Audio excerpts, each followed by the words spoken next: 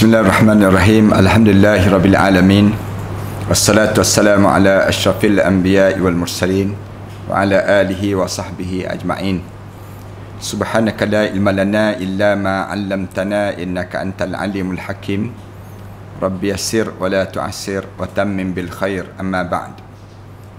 Qala Allah Ta'ala, Bismillahirrahmanirrahim. Alam nashrah laka sadrak wa wada'na anka wizrak الذي أنقض ظهرك ورفعنا لك ذكرك فإن مع العسر يسرا إن مع العسر يسرا فإذا فرغت فانصب وإلى ربك فارغب. Alam nashrah laka sadrak, tidakkah kamu tahu akulah yang melapangkan dada kamu wahai Muhammad. Wa wada'na anka wizrak, dalam keadaan kami telah membuang segala bebanan, tekanan di belakang kamu tersebut.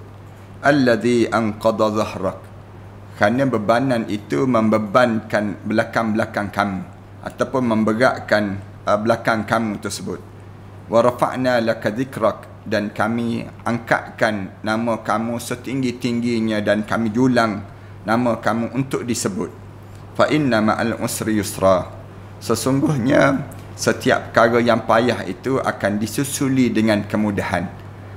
Inna ma'al usri yusra, dan segala perkara yang payah itu lama-lama akan jadi mudah juga dalam hidupnya. Fa iza faragta fansab, kalaulah sekiranya kamu selesai daripada sesuatu kerja, maka kamu beralihlah kepada kerja-kerja yang lain pula. Wa ila rabbika farghab, dan kepada Tuhan kamulah kamu diajar supaya bergantung dan berharap. Para penonton dan sahabat-sahabat dan juga sahabat-sahabat yang berada di PKPIM Aceh, begitu kalau tak silap ingatan sayanya, bahawa anak-anak kita yang belajar di semua tempat dan semua jurusan, alhamdulillah pada petang yang baik ini kita diberi peluang untuk kita mentadabbur satu surah yang di mana surah yang menjadikan kelapangan. Surah ni dipanggil surah Al-Insyirah di kalangan kitanya, untuk jadikan diri kita ni hidup dalam keadaan yang lapang. Kenapa kita ni nak suruh jadi lapang? Kerana jawabnya hidup kita ni kadang-kadang hidup kita ni bila kita banyak sangat ujian-ujian, bebanan dalam hidup kita, menyebabkan kita jadi serabut. Menjadi istilah anak-anak muda dipanggil tension pada kita ataupun stres. Ni istilah di kalangan kita lah. Bila kita berhadapan dengan ujian hidup ini, menyebabkan ramai di kalangan kita jadi buntu ataupun dia tak tahu jalan hidup dia. Bila Allah lihat suasana yang dibawa oleh Nabi Muhammad sallallahu alaihi wasallam, dipanggil dakwah. Dakwah yang dibawa oleh Rasulullah sallallahu alaihi wasallam ini menjadikan Rasulullah sallallahu alaihi wasallam terbeban dengan banyak bebanan-bebanan yang terpaksa dipikul dalam hidup Rasulullah. Kalau nak kira Rasulullah nak untung, patutnya Rasulullah tak payah pikul lah Islam ini. Rasulullah duduk seorang-seorang kat rumah, fikir tentang keluarga, fikir tentang perut, fikir tentang anak-anak, begitu je patutnya demikian. Tapi tak, Islam diajar bahawa hidup ini kamu kena hidup memikirkan tentang tanggungjawab Islam. Memikirkan tanggungjawab Islam ni penting dalam hidup setiap di kalangan kita. Macam mana nak suruh Islam ini tersemat dalam dada setiap di kalangan kita? Macam mana nak suruh Islam ini terlaksana dalam kehidupan di kalangan kita? Islam ni dia bukan sekadar dia panggil religion. Kena faham, Islam ni bukan satu religion tapi satu dinul hayah, satu jalan kehidupan. Orang kita dia panggil, dia faham Islam ni agama. Bagi diri dia, dia nampak agama ni macam agama Buddha, macam agama Hindu, macam agama Kristian, sebegitu. Tak, bukan begitu. Islam dia bukan dipanggil religion yang digambarkan oleh agama-agama lain. Tetapi Islam ni dipanggil dinul hayah, satu cara hidup, way of life. Way of life ni maksudnya dalam hidup kita segala yang kita buat mesti dengan Islam. Tak boleh kita hidup ni hanyalah dalam keadaan kita fikir tentang mengenai Islam ni, kita nampak dalam bab semayang, dalam bab puasa, dalam bab begitu je. Tetapi Islam ni merangkumi segala benda. Dalam bab pendidikan ada Islam, dalam bab sosial Islam, dalam bab politik Islam, dalam bab kebudayaan Islam. Semua Islam ni, segala segenap penjuru hidup kita bersama dengan Islam. Perkara inilah yang dipikul oleh Allah kepada Nabi Muhammad dan umat Nabi Muhammad sallallahu alaihi wasallam. Bila kita menanggung Islam, tanggung Islam ni bukannya tanggungan yang mudah, tetapi tanggungan yang berat dalam hidup kita. Memikul Islam ni satu tanggungan yang membebankan bagi sebahagian di kalangan kita, yang menyebabkan jadi tekanan. Setengah-setengah orang tertekan. Di antara keadaan yang berlakunya ialah pada siapa? Nabi Muhammad sallallahu alaihi wasallam. Nabi Muhammad sallallahu alaihi wasallam mula-mula bawa Islam ni berat. Cuba kita tanya di kalangan kita lah. Siapa saja di kalangan kita, kalau cerita tentang Islam ni, dia jadi berat. Dia tak jadi ringan. Kalau kita cakap dalam bab lawak jenaka, kita boleh jadi mudah pada diri kita. Tapi kalau kita cerita bab agama, dia jadi berat terus. Dia jadi terfokus pada diri kita. Ni bab agama, lebih-lebih lagi lah agama Islam. Agama Islam ni, dia menuntut satu pertanggungjawaban. Dia panggil dalam kehidupan setiap di kalangan kita. Allah Subhanahu Wa Taala sebut, di waktu mana Allah nak suruh kita pikul terhadap Islam ni, Allah Subhanahu Wa Taala sebut, inna aradnal amanata 'alas samawati wal ardi wal jibal. Kami telah bentangkan tanggungjawab ini, kami telah cuba untuk nak mempertanggungjawabkan pada bukit bukau, kemudian langit dan bumi, kemudian bukit bukau, gunung ganang, semuanya tak sanggup nak pikul. Fa abaina an yahmilnaha. Semua tak sanggup nak pikul. Yang disebut dengan pikulan agama ini, tak ada orang nak pikul. Tak ada makhluk yang sanggup pikul. Tapi hujungnya Allah Subhanahu Wa Taala sebut, wa hamalahal insan. Yang sanggup memikul ialah manusia saja. Innahu kana zaluman jahula. Dipikulkan pada manusia, tapi perangai manusia ni ada dua. Satu, zaluman, dalam keadaan zalim. Yang kedua, jahula, dalam keadaan kejahilan. Allah bila dipikulkan Islam ini kepada Nabi Muhammad sallallahu alaihi wasallam, jadi bebanan dalam hidup Rasulullah. Jadi berat dalam hidup Rasulullah sallallahu alaihi wasallam. Berat sebagaimana kita rasa dalam hidup kita hari ini pun, kita bila kita cerita tentang Islam, kita akan jadi berat, kita akan jadi sesak dada. Lalu demikian juga dengan Nabi Muhammad sallallahu alaihi wasallam. Bila Nabi Muhammad sallallahu alaihi wasallam tertekan, sekat dada ni, rasa sebab, lalu Allah turunkan surah Al-Insyirah ini. Surah Al-Insyirah ini Allah turunkan dengan tujuan untuk menjadi satu motivasi dalam hidup Rasulullah sallallahu alaihi wasallam dan umat Rasulullah sallallahu alaihi wasallam. Kamu setiap benda yang berat itu jangan kamu rasa berat, tetapi kamu kena rasa ringan pada diri kamu. Ni cara teorinya pada diri kita demikian. Kita ni dia akan bermotivasi. Kalau kita tengok satu benda tersebut, kalau kita pandang dengan pandangan berat, maka beratlah kita. Tapi kalau kita pandang dengan pandangan ringan pada diri kita, satu perkara pada diri kita, dia akan jadi ringan pada diri kita. Saya buat contoh yang mudah apa dia. Kita dalam hidup kita kan, kadang-kadang mak kita suruh kita pergi beli barang. Waktu mana mak kita suruh pergi beli barang, orang yang fikir berat, dia akan jadi payah nak tolong mak dia beli barang. Mak dia kata, tolong man, pergi beli barang di pasar sekejap. Maknya perlu barang sekian. Kita pun mula fikir, nak pergi ke pasar, nak naik apa. Bulan Ramadan pula, kita mula fikir berat. Kita fikir tu biar jadi berat. Akhir kita akan sebut pada mak kita apa dia? Tak naklah pergi, mak je lah pergi. Dia akan sebut demikian.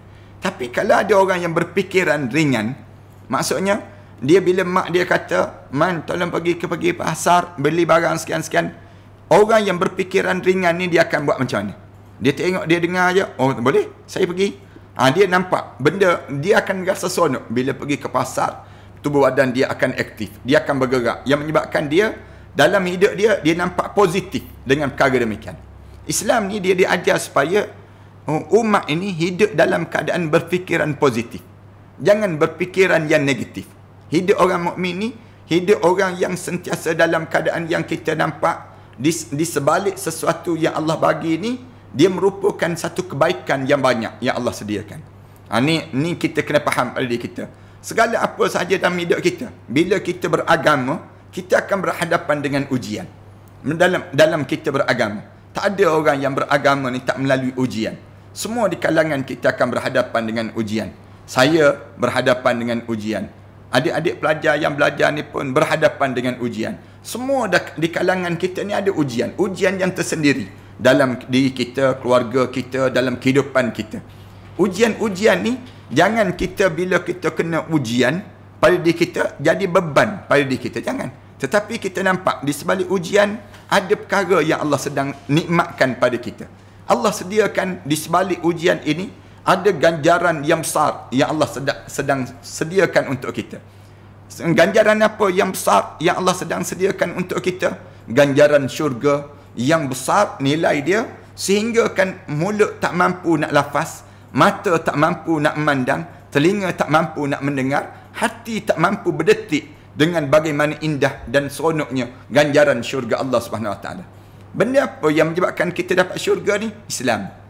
Bila kita ada Islam, layaklah kita dapat syurga. Ni syarat utama nak kepada masuk syurga dalam hidup kita ni. Rasulullah sallallahu alaihi wasallam memikul Islam. Rasulullah dipikul Islam pada Rasulullah sallallahu alaihi wasallam. Bila dipikul Islam pada Rasulullah, yang menyebabkan kebebanan itu terasa. Kalau adik-adik pelajar yang belajar di Aceh ni, bila balik saja nanti, kalau masing-masing fikir panjang, aku ni bukan hidup nak fikir perut aku. Aku bukan fikir nak suruh selesa rumah tangga aku. Bukan aku nak kerja mewah, tapi aku nak bawa Islam. Dia boleh fikir bawa Islam. Macam mana nak suruh orang Malaysia kita ni semua Islam? Tak ada seorang pun yang tak beriman pada Allah. Macam mana orang yang beriman ni pula melaksanakan perintah Allah, ikut perintah Allah? Ni tanggungjawab, beban dalam hidup kita. Kalau kita fikir tak mudah, tak mudah. Kerana apa dia? Memikul Islam ni satu benda yang membebankan dalam hidup seorang. Tanggungjawab kita. Nanti bila kita masuk dalam kubur, Allah akan tanya soalan. Macam mana. Lalu Allah, bila kadar ini, beban yang paling berat sekali yang tanggung dalam hidup kita ni siapa dia? Nabi Muhammad sallallahu alaihi wasallam. Dalam hadis Rasulullah sallallahu alaihi wasallam sebut, asyaddan nasu bala, orang yang paling berat bebanan bala ni dalam hidup ni, al-anbiya, nabi-nabi ni paling berat bebanan. Kemudian fal amsalul amsal, kemudian orang-orang yang terus lepas pada nabi. Siapa dia? Sahabat, tabi'in. Semua ni yang sampai pada kita ni dah jadi ringan. Dia tak jadi seberat dahulu. Dia panggil yang paling berat beban ialah Nabi Muhammad sallallahu alaihi wasallam, daripada zaman jahiliyah kepada zaman cahaya agama. Yang ni nak keluarkan manusia, nak suruh manusia ni hidup dalam keadaan beragama, tak mudah. Dalam hidup Rasulullah sallallahu alaihi wasallam, Allahu waliyul ladzina amanu yukhrijuhum minaz zulumati ilan nur. Allah yang mengeluarkan orang-orang yang dalam keadaan kegelapan itu kepada cahaya. Allah yang menjadi penjaganya. Allah tolong Nabi Muhammad sallallahu alaihi wasallam. Bila begitu menyebabkan dada Rasulullah sallallahu alaihi wasallam ni berat. Bila berat, Allah Subhanahu wa taala turun ayat Quran. Alam nashrah laka sadrak. Allah mulakan demikian. Alam nashrah laka sadrak. Tidakkah dada-dada kamu tadi telah dilapangkan? Bukankah dada kamu telah dilapangkan bila kamu dengan Islam? Faman yuridillahu bihi yasrah sadrahu lil Islam. Allah Subhanahu wa taala sebut demikian dalam ayat yang lain. Allah kata, siapa-siapa yang Allah nak lapangkan dada dia, Allah akan lapangkan dia dengan Islam. Dengan Islam ni melapangkan dalam hidup. Maknanya kita kena ingat, bila kita dapat Islam, lapang dada kita. Bila kita beragama, lapang dada kita. Tapi kalau kita tak ada agama, hilang kelapangan pada diri kita ni. Lalu Allah mulakan, alam nashrah, tidakkah telah diterangkan dada kamu, telah dilapangkan dada kamu, laka sadrak, di dada kamu tu yang sempit, yang rasa berat, bila kamu bawa Islam, akhirnya jadi ringan pada diri kamu. Ringan bila masuk agama. Kita kena ingat demikian. Kalau kita tak masuk agama, tubuh badan kita akan jadi beban. Para hadirin sekalian, masukkan saja dunia dalam dada kalian, kalian akan rasa beban. Tengok orang ada handphone baru, kita rasa terbeban. Tengok orang ada televisyen baru, kita rasa beban. Tengok orang rumah dia besar, kita rasa beban. Beban pada kita. Kerana apa dia? Kerana kita masuk dunia dalam jasad kita. Cuba kita masuk agama dalam jasad kita. Bila kita masuk agama dalam jasad kita, lapang dada. Dada ni jadi lapang terus. Rasa nikmat. Alhamdulillah aku dapat nikmat ini. Alhamdulillah aku diberi peluang sebegini. Ini dipanggil laka sadrak. Allah telah lapangkan dada kita bila masuk agama. Tu yang pertama. Kemudian Allah Subhanahu Wa Taala sebut wa wada'na anka wizrak. Lalu kami telah hilangkan segala bebanan kamu. Wa wada'na anka wizrak. Yang kami bila kamu masuk agama tu, dalam keadaan kamu akan rasa yang beban sebelum daripada ni, kamu akan rasa lepas dalam hidup kamu. Wa wada'na anka wizrak. Yang dalam hidup kamu ni sukar. Tanya orang kafir kan. Orang kafir bila dia masuk Islam, orang yang bukan Islam dia masuk Islam. Mula-mula dia masuk Islam tu, dia rasa nikmat Allah sajalah yang tahu. Kalau kita ada peluang, kita cuba panggil orang-orang yang sahabat saudara-saudara kita yang baru masuk Islam. Kemudian kita tanya soalan-soalan pada dia. Macam mana pada diri dia? Dia rasa bila dia masuk Islam, dia akan rasa apa dia? Wa wada'na anka wizrak. Di belakang kamu yang berat tu, anka wizrak, kami telah buang. Wa wada'na, kami tolong pikul sama. Kami tolong ambil sama bebanan dalam diri kamu. Bila kamu dah rasa ringan pada diri kamu tersebut, kemudian alladhi anqadha dhahrak, yang berada di belakang kamu tu kami buang.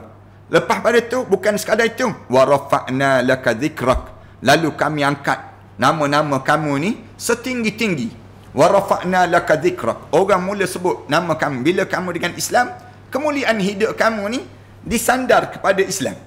Wa rafa'na laka dhikrak, kami jadikan dalam hidup kamu tu, bila kamu dengan Islam, jadi mulia dalam hidup kamu. Dalam keadaan yang demikian, Allah Subhanahu Wa Taala sebut wa rafa'na laka dhikrak. Kemudian lepas pada tersebut, inna ma'al usri yusra. Allah Subhanahu Wa Taala ajar pada diri kita, segala benda-benda yang payah dalam hidup kamu tu, lepas benda yang payah tu, kamu akan mudah. Aku akan permudahkan pada kamu. Para hadirin sekalian, dalam hidup kita ni, kita tidak memiliki segala-galanya, tidak. Allah tak bagi pada kita ni untuk kita menjadi pemilik mutlak. Tak. Allah bagi rumah, tapi kita tak boleh beli kebahagiaan dengan rumah. Kita boleh beli kereta, tapi kita tak boleh beli keselesaan dengan kereta kita. Kita boleh beli bantal yang lena tidur, tapi kita tak boleh untuk membeli kelenaan tidur kita. Kita boleh beli ubat, tapi kita tak boleh beli yang disebut dengan kesembuhan. Ini kena faham konsep dia. Allah bila dia bagi pada kita sesuatu, Allah tak bagi mutlak pada diri kita. Tapi Allah bagi 1/3 je. 2/3 lagi milik Allah. Allah bagi pada kita payah, tapi di sebalik kepayahan, Allah jadikan ada kemudahan. Inna ma'al usri yusra. Allah ajar demikian. Benda-benda yang payah dalam hidup kamu, bila kamu bersama dengan Islam, kamu akan jadi mudah. Allah jadikan. Macam mana nak jadi mudah dengan Islam ni? Wa man yattaqillaha yaj'al lahu makhraja. Allah ajar kemudahan dalam hidup ni bila kamu benar-benar bertakwa pada Allah. Kamu hidup dalam keadaan benar-benar berkeyakinan pada Allah, makhraja, Allah buka jalan penyelesaian segala masalah dalam hidup kita. Saya tahu setiap di kalangan kita ni, tak mungkin orang yang hidup tak ada masalah. Semua di kalangan kita ni ada masalah tertentu. Cuma kita tak mampulah nak tulis satu-satu masalah kita ni. Tapi dalam hidup kita ni, bila kita ada masalah, kita jangan ingat masalah itu semakin lama semakin buruk, semakin buruk. Tetapi kita kena ingat dengan Islam ni, semakin lama semakin mudah, semakin mudah, semakin mudah. Tu hebatnya Islam. Inna ma'al usri yusra. Kemudian Allah Subhanahu Wa Taala sebut, kemudian lepas pada itu Allah kuatkan lagi. Lepas pada inna ma'al usri yusra, kemudian lepas pada sebut Allah Subhanahu Wa Taala sambung lagi. Inna ma'al usri yusra. Summa inna ma'al usri yusra. Kemudian lepas pada tersebut, aku permudahkan lagi. Setiap di kalangan kamu ni, dalam hidup kamu ni, berhadapan dengan masalah-masalah, tak berhenti masalah tersebut. Semakin lama hidup kamu semakin payah ke? Tak. Semakin lama semakin mudah. Semakin lama semakin mudah. Di awal-awal hidup kamu ni, memang kamu jadi payah. Tapi lepas pada kamu semakin lama kamu dalam keadaan kamu berhadapan dengan ujian, kamu rasa, orang Melayu kita sebut, alah bisa tegal biasa. Dah biasa dah dalam keadaan susah. Lama-lama yang susah itu menjadi nikmat dalam hidup kita. Pada diri kita. Yang susah tu kita rasa nikmat pada diri kita dibandingkan dengan kita rasa nikmat saja. Saya buat contoh yang mudah.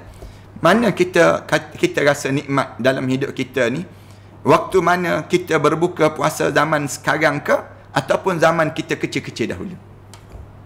Zaman kecil-kecil dahulu kah kita rasa nikmat dibanding dengan zaman kita sekarang? Maknanya dulu kan waktu kecil-kecil dahulu kan payah kan kita nak buka puasa. Musim-musim pergi ke surau, berbuka puasa dekat surau. Misal contohnya, kita berebut nak cari, nak ambil nasi, nak berebut tembikai, berebut nak letak dalam pinggan kita, berebut waktu tersebut. Susah kan, kita rasa susah. Tapi bila kita duduk sampai sekarang ni, zaman bila kita berada sekarang, kita rasa indah kan zaman dahulu. Rasa seronok, seronoknya zaman dahulu. Zaman kita berbuka puasa dahulu. Demikian. Waktu kita berbuka puasa dahulu susah. Kita rasa susah. Waktu berbuka puasa dahulu. Tapi zaman kita sekarang kita rasa indah. Lalu Allah Subhanahu Wa Taala sebut, inna ma'al usri yusra. Summa inna ma'al usri yusra. Lepas pada kamu susah tu, kamu akan dapat mudah lagi dalam hidup kamu. Syarat kamu dengan Islam. Fa iza faraghta fansab. Yang ketiga dalam ayat ni Allah kata, bila kamu selesai saja dalam setiap kerja-kerja di kalangan kamu buat apa saja pun dalam hidup kamu buat, fa iza faraghta fansab. Bila kamu selesai, kamu jangan berhenti dalam hidup kamu ni. Buat satu dakwah pada diri kamu, jangan berhenti dakwah ini. Banyak lagi dakwah yang lain. Kamu boleh teruskan fansab. Dalam hidup kamu teruskan lagi. Jangan kamu rasa cukup dah kot dalam hidup ni. Bila kita dengan Islam ni kan, ada orang di kalangan kita dia cepat cukup. Dia rasa cukup dah kot semayang banyak ni. Cukup dah kot dalam hidup kita puasa sebanyak ni. Jangan begitu. Allah ajar dalam hidup kita ni fansab. Fansab ni maknanya biar jadi rasa tamak, nak buat lagi dalam hidup kita ni. Jangan kita rasa padan dah belajar cukup dengan ijazah je. Lepas pada ijazah ni tak nak dah belajar. Tak boleh. Dalam hidup kita, bila kita belajar, sambung lagi. Fansab. Biar kita ni sampai kita ni betul-betul dapat banyak manfaat daripada ilmu yang kita belajar tadi. Ni demikian juga dalam buat kerja. Jangan kita berhenti dan berpuas hati dengan satu kerja. Jangan. Tetapi bila kita buat kerja ni, kita diajar supaya Allah ajar pada Nabi Muhammad, kamu jangan berhenti, wahai Muhammad. Fa iza faraghta fansab. Bila kamu selesai satu benda, kamu sambung lagi yang lain pula. Kamu buat lagi yang lain. Ini cara hidup orang mukmin. Wa ila rabbika farghab. Pada Tuhan kamu diajar supaya kamu meletakkan harapan. Wa ila rabbika farghab. Hujung tu hidup kamu dengan Tuhan kamu diajar supaya farghab. Farghab ni maknanya satu istilah yang kita kena sentiasa tanam dalam pemikiran kita. Hidup kita ni rabbika farghab. Allah ajar demikian. Hidup kamu dengan Tuhan kamu diajar supaya betul-betul mengharapkan, betul-betul kamu meyakini hidup ini dengan perintah Allah Subhanahu Wa Taala.